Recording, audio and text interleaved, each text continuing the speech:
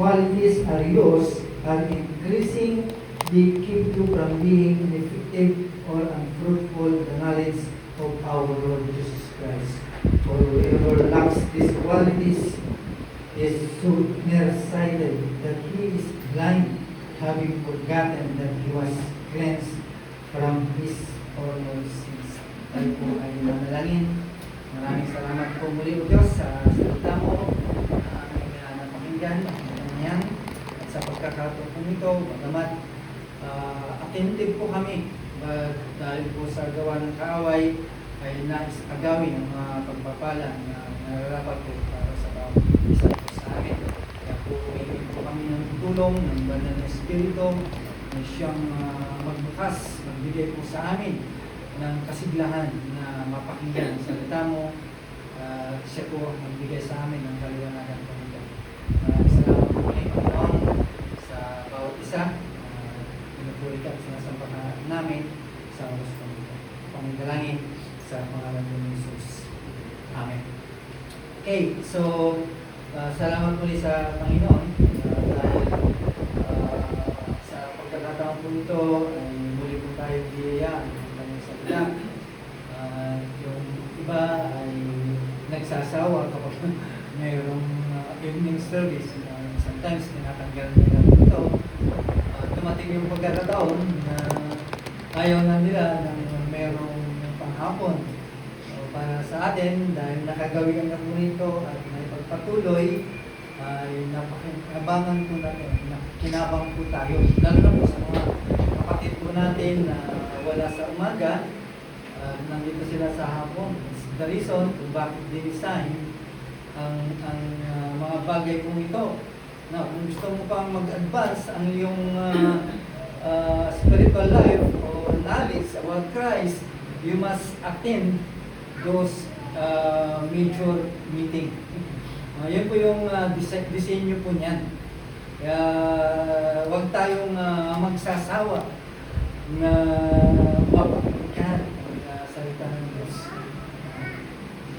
Sa hapon po ito ay ating tignan sapagkat si Pedro ay nagbigay po siya ng daan o roadmap para ang Kristiyano diyan sa kanyang kaligtasan. It's the gift of God, regalo ng Diyos sa mga mananampalataya, and yet we have the responsibility na lumago, mag-advance sa ating pagiging Kristiyano, dahil ang pagiging Kristiyano ay hindi lamang nakahiga ka sa bed of roses, hindi marami po tayong susuhin. What if kung hindi po tayo lumago, paano ang panlaban po natin? That's why si Peter ay gumawa po siya na he provides a roadmap for our spiritual maturity.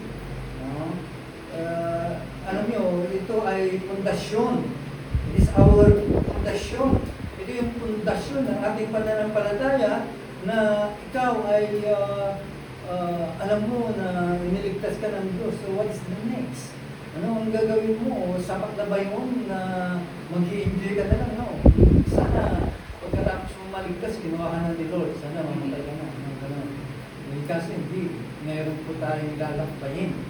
Kaya salamat dahil mayroong salita ng Diyos na nagbibigay po sa atin, naggagabay po sa atin. Kaya tama lang yung description kung ano ang Biblia. Imagine, ang isang gardener, di ba? Alam naman po natin kung ano po ang trabaho ng gardener. He is preparing. Kasi inahanda niya yung mga puno o yung mga tanim hanggang sa sila ay magbunga. So, ang ginagawa ng magsasaka o gardener ay talagang nagpapagal po siya. Talagang lahat ng klase para lang bumilis at magbunga, lumawig ang sanga ng mga punong to patiently cultivate itong mga punong ito. So, yan po yung magandang illustration. Kaya tandaan ko natin, kapag ikaw ay bagong Kristiyano, ang paglago ay hindi po yan overnight na gawain. In just one click. No? Hindi po yan talagang pagsusulakapan mo yan. It requires effort. Pagpapagalan po natin po yan. It requires care, pag-iingat.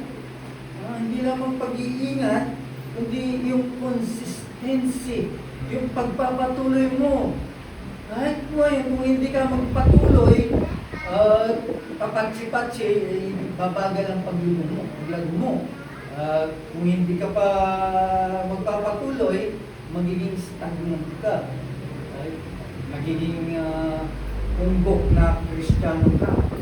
Kaya para makita po natin ang paglago o magkaroon po tayo ng spiritual fruitfulness in our Christian life, it involves effort.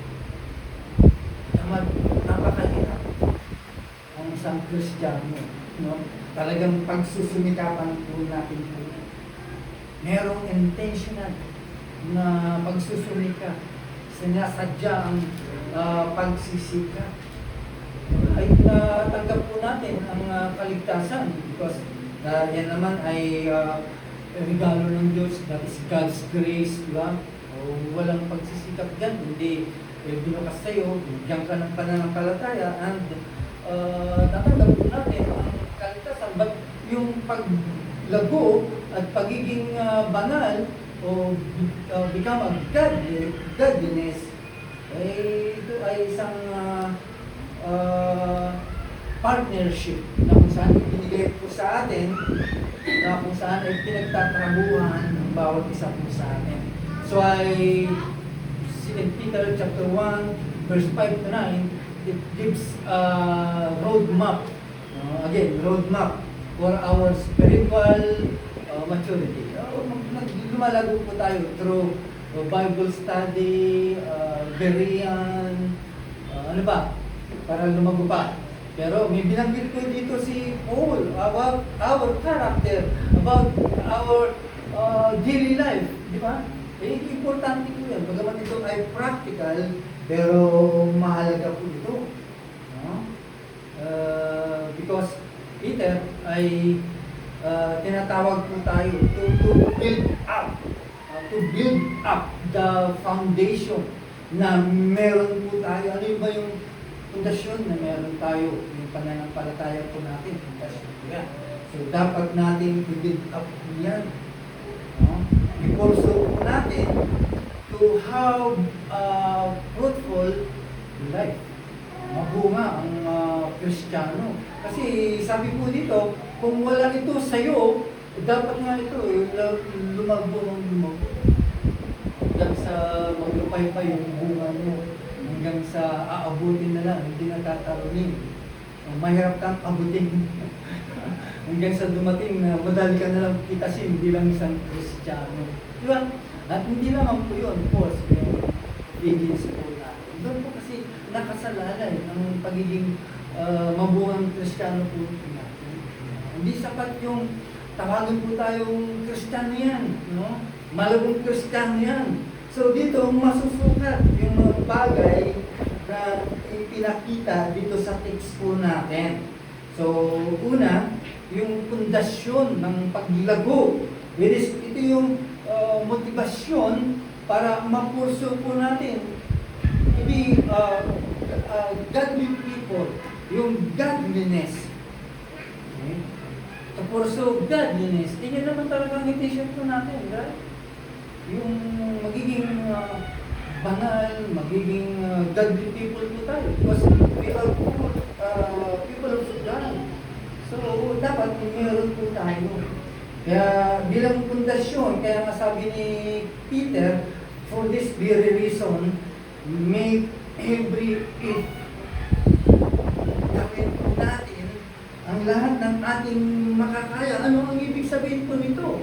In verse 3 hanggang verse 4, ito po yung sinasabi ni Peter, it's reminder para sa atin.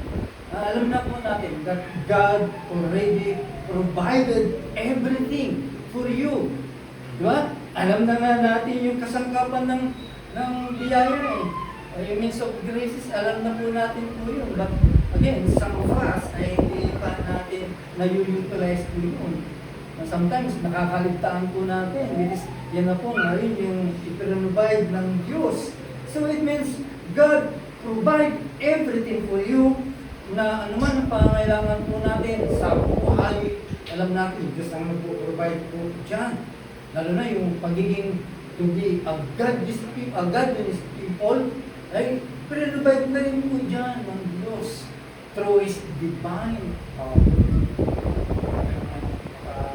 Langit ang pangyarihan. Yun ang bibigay po sa atin para ma-attain po natin yung goal po nito. Umaasa po tayo na meron kapangyarihan ng Diyos. And yet, there is also precious promises. May mga pangako pa na kung saan ay binigay sa atin ng Diyos para ibahagi o para mabahagi sa atin yung kanyang divine nature. Binigyan din po tayo dyan ng kakayahan. Okay? So with that, this foundation, in this incredible foundation, Peter urges us. Inuutosan tayo ni Peter. Lahat po tayo mga Kristiyano to respond with intentional effort. Hindi na gawain ng Kristiyano. Kaya meron tayong gawain, meron tayong pagsusumika na dapat po natin gawin. That's why dito sa text po natin, sabi po dito, make every effort. Ang ibig sabihin po nito, it's just decision, decisive commitment. Meron kang decision na mag-commit para magkaroon ka ng paglago bilang Kristiyano. The harvest, spiritual fruit. Minsan, hindi pa natin na tatapos yung mga programa ng simbahan. Hindi natin ang lahat. Okay? This is not a passive, progressive, it is a continuous. It is an active and forceful. Diba? Kaya inuutosan po tayo ni Peter. So paano natin makikita ang expression na ito? Ang isang atleta. Diba? Alam naman po natin kung ano ang ginagawa ng mga atleta. Diba? Minsan pinukulong sila sa isang lugar para magkaroon sila ng training. Ano pa? Wala sa mga atleta na magre-rely sila sa kanilang natural talent. Hindi mananalo yon. Kundi siya ay magdidepende sa mga practice na binibigay ng sino man, ang namumuno po doon. Diba? Kailangan consistent yung practice mo. Pag nag-absent ka doon, wala, laktaw mo yun. Hindi ka matututo nun. Dapat consistent po yun. Siyempre, meron kang goal na manalo. So, continue to press your goal. Diba? Ganun po yun. No? Ganun po ang nilalarawan. So, ganun din po ang paglago ng San Kristiyano. It requires deliberate effort or deliberate effort. Sinasadya paglago. Huwag na tayong maniwala sa mga sinasabi ng mga modern Christian because hindi pandaya. No? Nag-rely sa kung ano yung utos ng banal na Espiritu. It depends the movement of the Holy Spirit. Kaya maupo ka na rin dyan, hintayin mo na lang kung ano yung sasabihin sa iyo ng banal na Espiritu. Yan na yung paglago. Hindi. May mga sinasabi si Peter na dapat lumago sa atin.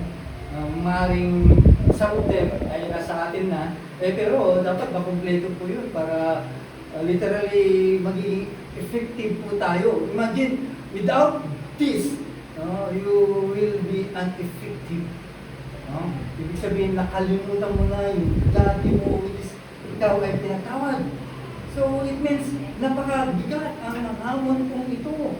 That's why, for our personal reflection today, Ngayon, tanungin mo ang sarili mo. Ask yourself as a Christian, am I taking intentional step, with the steps to grow?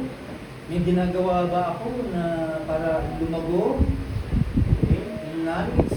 Okay, knowledge pwede dahil maraming mga babasahin, maraming mga tawag nito, resources na mababasa po natin. Fine. Dahil sinuplayan tayo ng Diyos sa ating kapanahon ng maraming mga resources para lumago ka sa kaalaman ng Diyos. How about godliness? Anong ginagawa mo? Anong ginagawa natin? Okay? Or naghihintay na lang tayo na pakuhin ka? Diba? Parang gagawin ako ng Diyos na na malaking santo o kinikilalang santo, di ba? Ganun ang ginagawa ng mga tao eh. Kapag naging mabuti siya, during the time, nabubuhay siya, pag namatay, ginagawa ng santo, di ba? So, hindi ganun ang pamamaraan ng Diyos. So, ang tendency po nun, naghihintay na lang, naghihintay ka na lang. Yan. Kailangan meron kang hakbang, sinasadya mo ang hakbang para lumago in godliness, to grow in godliness. So, anong gagawin po natin mga kapatid? Ano ang dapat po natin i-recognize? Recognize what God has already done for you. Ano ba ang ginawa ng Diyos sa'yo? Una, right? Tinanggal ka sa inyo from sinners to saint. Diba? From hell to everlasting. Yun ang ginawa ng Diyos sa atin na dapat po nating balikan. Ano ba ang dapat mong gawin? Okay? Or ano dapat ang response po natin? So, magkaroon po tayo ng pagsisikap sumunod sa ating Diyos or effortless obedience or effortful obedience. Nasa ba atin ba yun? Kung wala po yun, hindi tayo makasunod. Hindi tayo lalago bilang Christian. So yun yung paraan. At makikita po natin dito in verse 5 to 7 yung proseso. Alam na natin yung proseso ng paglago, no? As tinakda ng simbahan, may mga gawain po tayo dito, hindi lamang po sa Berean, Bible study, Sunday school, anything na gawain sa kanyang simbahan, yan po ay iniligay para sa atin. Pero ano ba ang proseso ng paglago o malagong Kristiyano? Sinasabi po dito sa text po natin. Ano sabi po noon? It's a practical.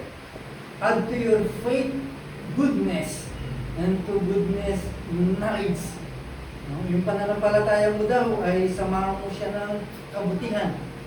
Kasi mayroong mga pananampalataya na pananampalataya ito, pero wala tayong makitang kabutihan. Right? Yung pinagsama yung tatlong bagay. So it means Peter he described a progression. Mayroong progress sa buhay ng Kristiyano. Kaya ibig sabihin, there is a progression of virtue sa iyo. Ano ba yung mga virtue na mayroon? Ito nga, binanggit po dito. Okay? Na ito yung mag-build sa iyo upon the foundation of faith. Ito yung magiging pundasyon mo ngayon. Okay? May pananampalataya ka, pero walang virtue. Pwede yun. Okay? So, ano sabi ko noon? Ang sabi kasi ng text ko natin, add, dagdagan. So it means, ano ibig sabihin ko? It indicates an ongoing process. Talagang dire-diretso po yun. Dapat yun ang makita po sa akin. It means continuous effort. Cultivate this quality in your life. Yung virtue na to dapat makultivate lalo po sa akin. I think this lumago ng lumago. So, we have to make effort to cultivate these qualities. Mga kapatid, hindi ito listahan. Hindi ito listahan na basta-basta na lang gagawin. Kundi ito ay picture, litrato ng paglago. It is a picture of growing and flourishing life. Larawan po ito ng paglago mo at larawan po ito ng buhay mo. Larawan ito ng buhay po natin.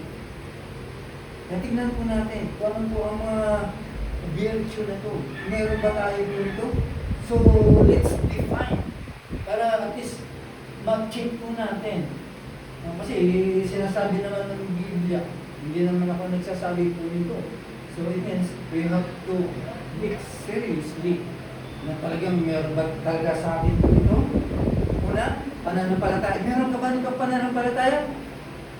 Ano yung pananampalataya meron sa'yo? Baka pananampalataya lang na parang yung hindi ka sigurado. Parang blind, blind belief ba yun? Na hindi ka sigurado. Tandaan po natin, yung pananampalataya, yun yung pundasyon mo na meron kang relasyon sa Diyos. Pundasyon po yan.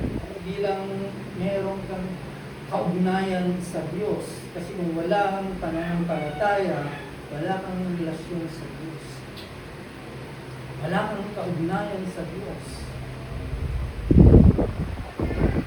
It is the foundation of our relationship with God. Meron ba tayo po nito? Of course, siguro meron po tayo. Dahil alam naman po natin, from time to time, tumatawag po tayo sa Diyos. So, pagka tumatawag sa Diyos, meron kang pananampalataya sa Kanya. Na siya yung Diyos mo, wala nang iba. Ano ba ang virtue na nakikita ko natin dito? Goodness. Kabutihan. Goodness. Ano ba ang pagkakaintindi natin po dito? Ito yung reflection po ng God's moral excellence. Nakikita sa iyo. Yung kabutihan ng Diyos, nagre-reflect po sa atin.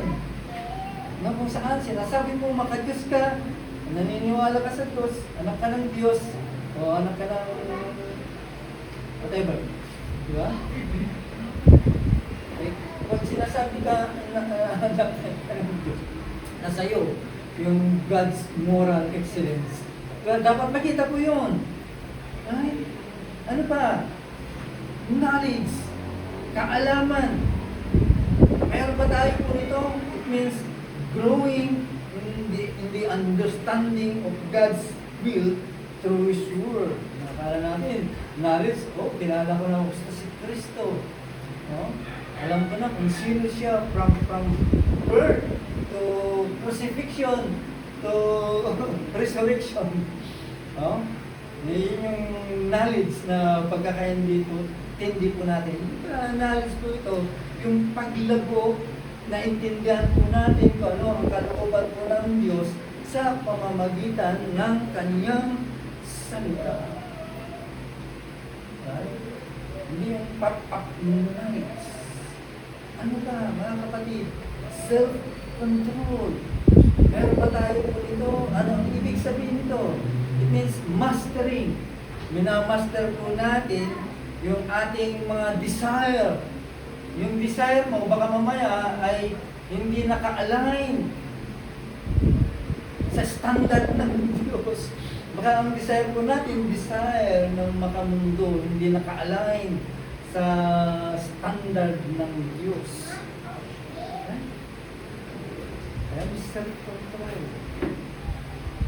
I-check po natin ngayon kung ano ibig sabihin nito sa buhay ng Kristiyano. Baka yung self-control lang na hindi ka magalit o anything na pagkaalam po natin. Hindi yung tinitignan po natin. Ito ba ay nakalinya sa kalooban po ng Diyos o standard ng Diyos? Again, perseverance. Perseverance. Palagi po natin nag-aaralan dito. Binabanggit natin dito sa mga doktrina natin. Ano ba yung perseverance? Because meron kang pag-asa na sa'yo, yung pag-asa na kung saan wala sa iba. Kaya maging successful sila. Pero pagdating sa pagsubok, wala silang perseverance. But you have this perseverance. Na ibig lang sabihin, meron kang endurance na kapag dumating yung mga bagay na kinakatakutan ng mga Kristiyano, nakakatiis ka. Why? Because meron kang pag-asa. May hawak-hawak mo, pag-asa mo.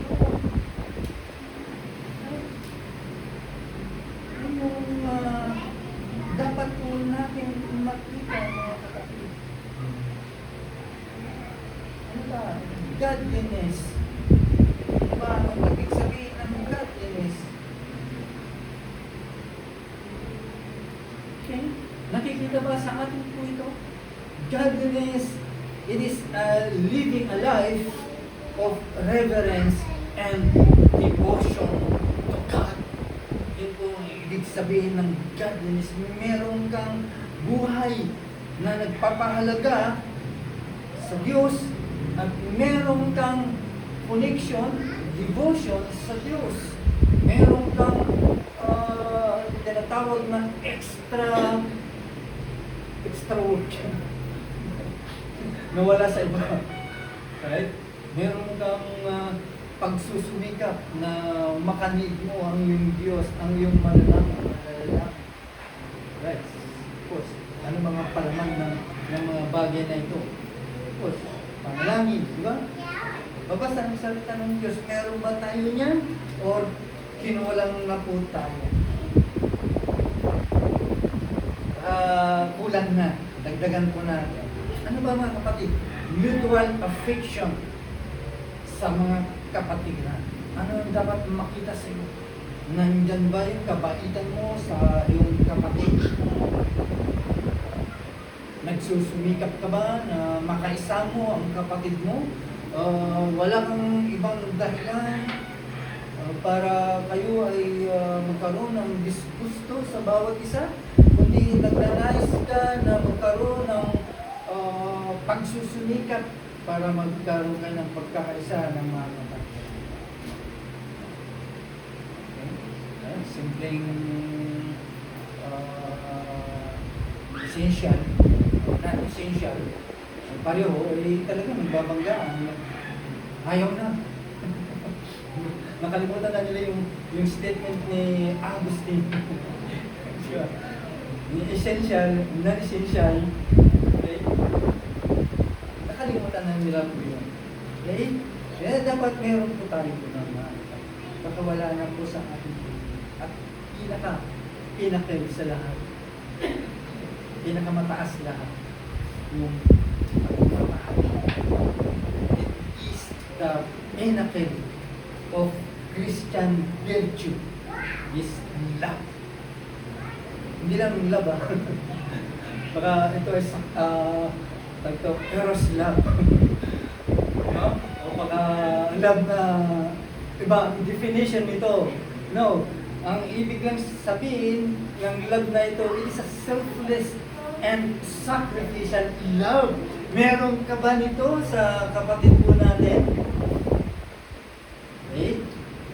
Check natin.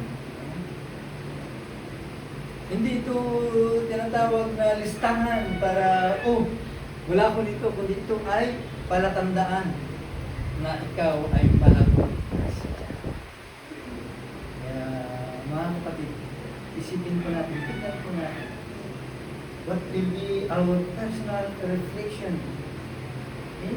Tandaan po natin, with all these qualities, sa lahat ng mga quality ay tinatawagan ka ng Diyos. Tinatawagan ka ng Diyos sa lahat ng mga quality na ito ay dapat i-focus po natin.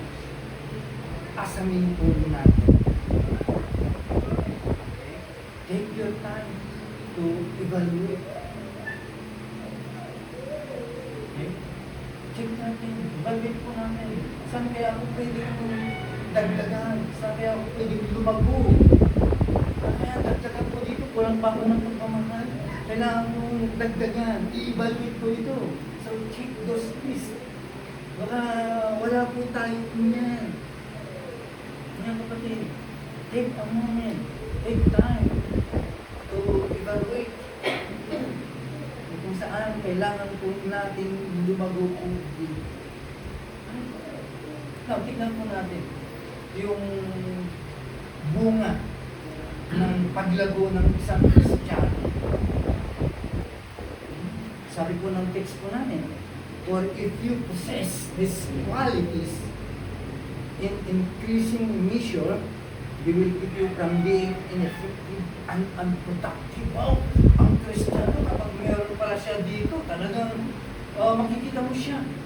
Epektibo sa lahat ng bagay. Parang isang ilaw na sinusundan ng mga aldapka kung saan ang liwanag. Nandun yung mga kuliklik.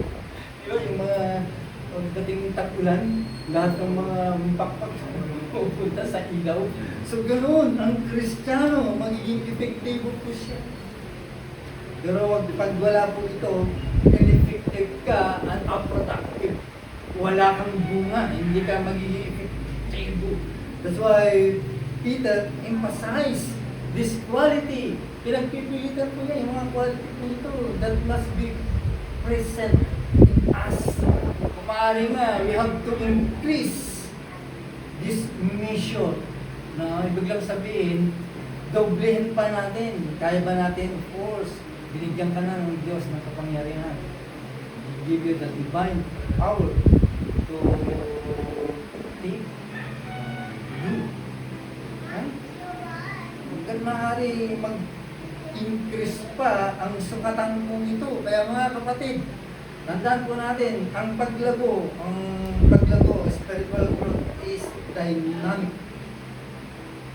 Ibig sabihin, talagang sumasabog po ito continuously. It is a continual process of becoming more like Christ. Hindi ka pa naman kamukha ng Kristo eh. So, ibig sabihin, nasa proseso pa tayo. Hindi ko lang alam kung kailan matatapos yung proseso na yan. Baka matatapos yan kapag tawag nito, second coming. Ibig sabihin, hindi natin na-attempt yung proseso po yun. So, it means mayroong ending, no? Na proseso po ito. It is just only a continuous process. Right? Kaya ini-emphasize ni Peter sa lahat ng mga Kristiyano, dapat magiging kamukha ka ni Kristo. Kamukha tayo ni Kristo. Kaya tandaan po natin, without this, okay, ang buhay ng Kristiyano maaaring magiging ineffective. Para kang yung barren trees. Alam niya ba yung barren na kahit kailan ay nagbunga? Ganun tinuturing ang isang Kristiyano kapag wala sa kanya ang mga quality. Alam niyo ba ang isang healthy na puno na daily na nakikita po natin, yung mangga, yearly, nagbubunga po yan. So, it means healthy po yan. Nagpapakita ng kalusugan at vitality ng puno po yan. So, dyan tayo inahanin po. Sa mga Kristiyano, no? Na kung saan ang Kristiyano nag-produce ng visible fruit. Nakikita sa kanya yung bunga. Okay? Ano nakikita sa iyo? Christ character. Nakikita ba sa akin dito? Yung character ni Christ. Yung strong witness. Lahat po yun ay bunga ng isang malusog na Kristiyano. Again, for our personal reflection, tanungin po natin ang ating mga sarili. Am I more Christ, like more Christ? Nagiging kamukha ba ako ni Kristo ngayon at pagpakailanman or sa darating pa na taon? Kung hindi, mga kapatid, bumalik ka ulit. Bumalik ka sa simula and commit yourself na lumago ka sa mga quality na ito. Okay? Balik tayo sa dati, sa nanod, sa pagbabalik ko, lumago ako sa mga ganitong virtue na meron. Nabigyan ko natin mga kapatid, there is a danger sa isang Kristiyano kapag yan ay nag-stagnant, merong danger. The danger of stagnation. It is a blind, spiritual blindness. Ayon sa sinasabi ng verse 9 ng ating text, there is a danger of stagnation. Ano sabi po doon? But whoever does not have them is nearsighted and blind. Ano yung nearsighted? Hindi niya makita yung malayo. Yung kaharap niya lang, ang nakikita niya. So it means, parang bulag na lang. Malabong mata. Hindi niya nakikita ang malayo. Na ibig lang sabihin, nakalimutan niya na siya ay nilinis ng mga nakaraan niyang kasalanan. Yan po ang sinasabi ng verse 9. So ibig lang sabihin dito na dapat malaman po natin ang isang Kristiyano kapag kulang ito ng paglago, it leads to spiritual blindness. Kapag hindi ka lumago sa iyong pagiging Kristiyano, wala kang makikita kundi yung nasa harapan mo lang. It is mean, yung sarili mo lang. Gusto mo, ikaw na lang. Hindi mo na nakikita yung mga malalayo na bagay. Pang sarili mo na lang. So, yes, you are spiritual blind. Kaya it is a danger, mga kapatid. Kapag ito ay nakaligtaan po natin, na limutan po natin, na cultivate ang mga quality na kung saan sinasabi ng Biblia, we lose sight. Okay? Nawawala yung ating pananaw sa mga mas malaking kaganapan. Bigger picture. Na ibig sabihin, nakapokus ka lang sa mga temporary bagay. Doon ka nakapokus. Pero yung mga makalangit na bagay, wala sa'yo. Hindi mahalaga sa'yo. Hindi mahalaga rin sa'yo. Yung mga malalaking bagay, na dapat po natin siya ang ating tinitingnan. Ano ba yung mga malalaking bagay? It is your eternal perspective. Yung bagay na ang makalangit. Diba? Kasi ito yung pundasyon po natin. Kaya nga meron tayong pananampalataya na meron tayong mas malaki pang patutunguhan. Kapag hindi ito mga napulgit, ito mga qualities, ibig sabihin ang isang Kristiyano ay pang sarili na. It is a temporary sight.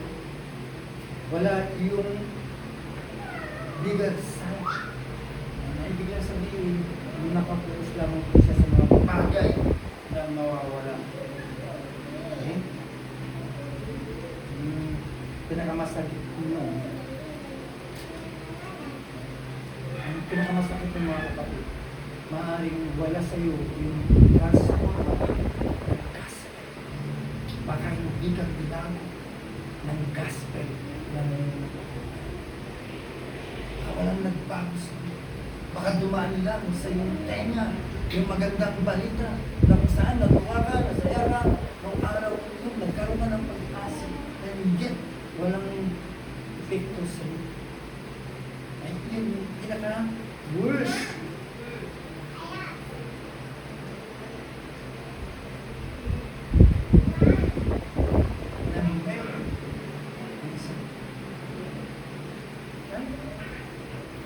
Kaya, tingnan po natin. Pag ito ay nakalimutan po natin, maaaring ito ang dala po sa atin. Maaaring ikaw ay nakakulong. Wala kang kalayaan sa ibigay sa iyo.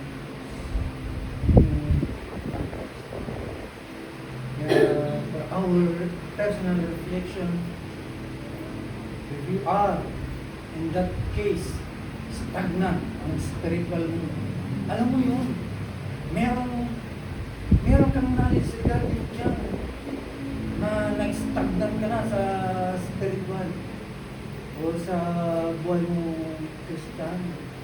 Ano yun? May stagnant ka na dyan.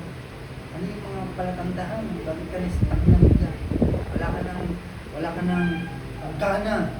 Nawala sa iyo yung gana, yung pananabik na tignan yung mga ipinangako ng Diyos sa kasulatan. Yun na yun, pangako, promises na kung saan ay gagawin ng Diyos. Tapos wala ka ng gana. Ayaw mo nang tignan. Anong dapat gawin ko na? Mga kapatid, bumalik ka. You revisit the cross. Balikan mo na rin ang cross. Ano ang ginawa sa ito? Baka yun yung pagkana, baka yun yung paalala. Na baka sakaling ipaalala sa iyo kung ano ang ginawa ni Kristo at bigyan ka ng biyaya, again, to motivate papunta sa paglaw. Balikan ko natin. Yung cross na kung saan din tayo. Bigyan po muli tayo ng pag-asa. Diyos, makultivate po namin. Now, yung mensahe ni Peter, klaro po ito. Klaro po ito. One of us, all of us, make every effort to grow. Hindi na kasalala yung paglago. Sa pagtasa na kikilos ang banal na espiritu, paano magigalago, paano makakasabi ng banal na espiritu, hindi mo naman pinapasa yung Bible mo. So, anong babanggitin sa'yo? Diba? Wala. Hindi yung salita rin ng Diyos. Kaya, klaro ang sa ni Peter na dapat gawin po natin ang ating makakaya. Dahil ito naman ay posible na mangyari sa isang Kristiyano because it is God's provision. Provision po ito ng Diyos eh. Kaya walang pwedeng hindi lalago kapag hindi niya ginawa po ito. So it means bigay po ito ng Diyos, kaya lang nasa atin problema. Bakit? Kasi it requires diligence. It requires ng kasipagan. Hindi po pwede dito na lalago ko sa dating na panahon. It requires your diligence. Kaya nga hindi ka pinabayaan ng Diyos para lumago para sa iyong sarili lamang.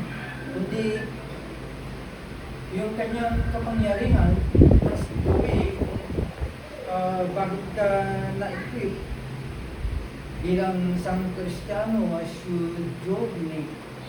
Sabi po ng verse 2 ng text po natin.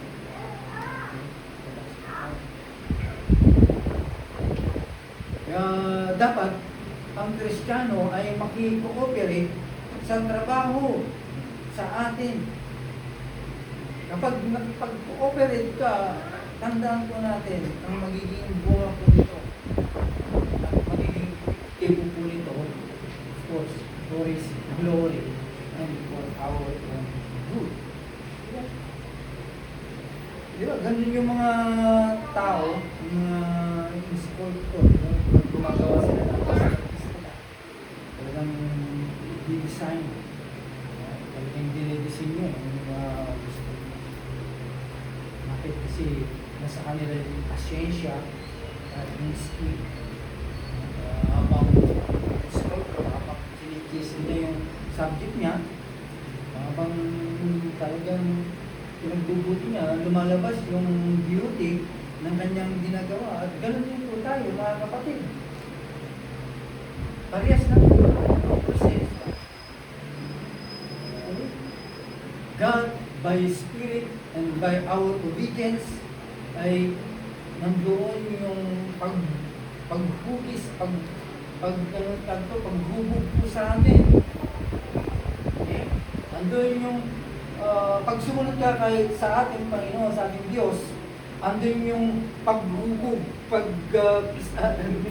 pagtisel po sa atin hanggang sa magiging kamukha ka ni Kristo. Hindi pwede yung ganun-ganun na lang, instant lang. Okay? Kaya ito yung paraan. Okay? Sa pamamagitan ng kanyang spirito at yung pagsunod mo sa Diyos ay sinishape ka into the image of Christ. Kaya pakinggan po natin yung panawagan po ni Peter. Grow in the grace and the knowledge of our Lord and Savior Jesus Christ. To Him be glory both now and forever.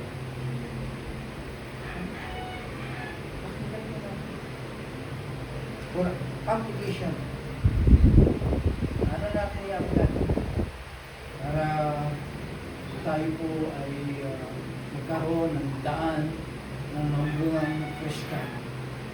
What is the application? Una, be intentional about our Ibig sabihin, sadyain po natin, gawin po natin. Dahil ang paglabo ay hindi po ito aksidente, mga kapatid. It is not an accident. Naghihirapan po ito.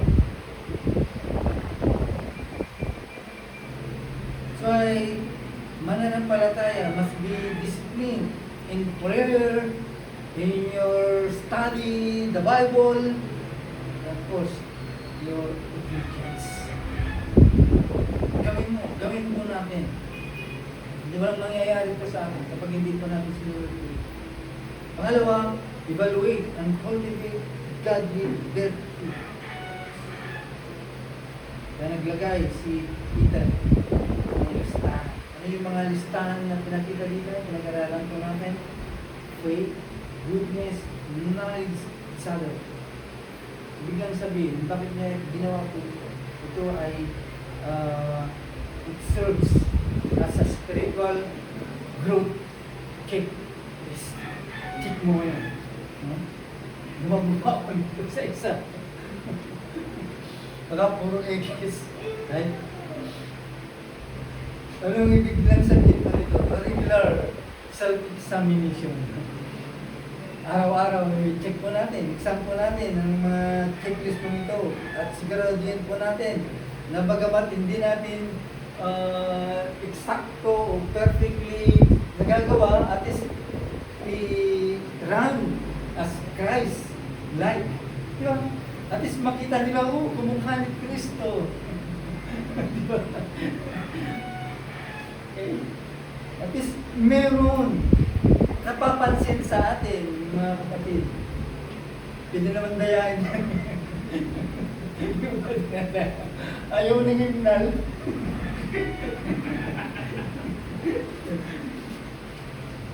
Gusto rap. Parang naman tayo nasa simbahan yan. Nasasaktan tayo, tapos yun ang patutugtugin mo. Parang tayo ba nandyan ah? Alright? Alright. So, it's sabihin po natin, mga kapatid, siguraduhin po natin na tayo po ay, kahit hindi man lang nakuha po natin 100% yung Christ life, at least step by step may lumalag. No? Makita nila na pinigyan mo ng pamasahe, yung katabi mo wala siyang pamasahe. Minsan sumakay ako sa van. Kulang yung pera ko. 5 piso. Bumupot yung babae. Ano yan? 5 piso. Bakit po? Kulang yung pamasahe. Hinigay sa akin. So, dapat makita sa atin po yun. Napaglintangan ko man lang na kamukha mo si Kristo. Siguraduhin po natin na tayo talaga ay lumalago. Hindi nakukuha po yan sa palasing. Hindi yan nakukuha yan sa gawan. Makikita niyo mga beer. Ganyan. Lumakot na po dyan. Pangatlo, for our application, guard against spiritual stagnation. Maraming mga ganito na stagnant kaya nasabi Kristiyana. Laging binabanggit ko yun. Kasi kapag nakaligtaan po natin yan, nag-enjoy ka na sa kaligtasan mo. Forever ka na nag-enjoy yan. Nalimutan mo na lumago. Tandaan po natin, it leads to spiritual blindness and effect. Ligtas ka pero wala sa iyong epekto ng gospel. Lugi ang doon. Sabi kahit sa kaluluwa sana, bawi na. Hindi. Kahit isa wala. So, lugi pa. Right? Nagiging ineffective po tayo. Mga kapatid. Kahit sabihin mo pang Kristiyano ka, pero wala sa iyong epekto ng gospel na siyang nagbago sa iyo. Kaya balikan po natin ulit yung cross. So, if we fail to cultivate godliness, tandaan po natin, kapag ito ay nakaligtaan po natin from going to godliness, ibig lang sabihin, nanganganib. Ito yung palatandaan. Wala sa iyo kapangyarihan ng gospel sa buhay. Ibig lang sabihin, hindi ka nabago ng gospel. Mga magandang balita.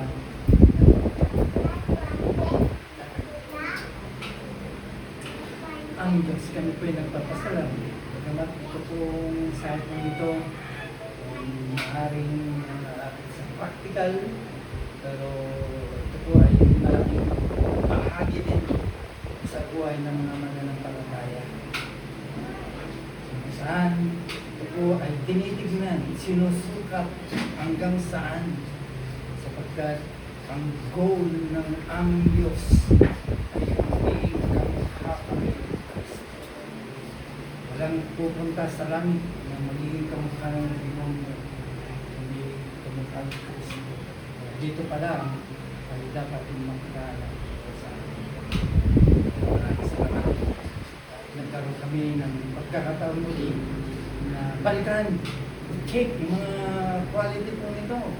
Kung wala po, balikan po namin yung cross na kung saan kami nag-iis.